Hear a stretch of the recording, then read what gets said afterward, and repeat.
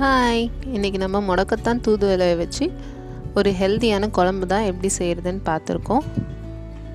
இந்த 2 தழைக்குமே ரொம்ப medicinal benefits எல்லாம் இருக்குது. சின்னவங்கலேருந்து பெரியவங்க வரைக்கும் சாப்பிடலாம். சின்ன பசங்க அதோட கொஞ்சம் கசப்பு தன்மையால் சாப்பிடலன்னா இதை நம்ம தோசையாகவும் செஞ்சு கொடுக்கலாம். இதை பற்றி ஃபுல் இன் டீட்டெயிலாக நான் சொல்லியிருக்கேன். கொடுத்துருக்க லிங்க்கை செக் பண்ணி பாருங்கள். இந்த வீடியோ உங்களுக்கு பிடிச்சிருந்தா மறக்காமல் நம்ம சேனலை சப்ஸ்கிரைப் பண்ணுங்கள். மூட்டு வலி, சளி, ஜுரம் இந்த மாதிரி அடிக்கடி வந்துட்டுருக்குன்னா நம்ம இந்த குழம்பை மாதத்தில் 1 நாளோ 2 நாளோ சாப்பிட்டு வந்தோம்னா நமக்கு நோய் எதிர்ப்பு சக்தியும் கிடைக்கும். அதே போல் உடம்புக்கும் ரொம்ப நல்லது. ரொம்ப அடிக்கடி சளி பிடிக்கிறவங்க இந்த தூதுவளையை சாப்பிட்டு வந்தால் அவங்களுக்கு லங்ஸ் நல்லா பலமாகும்.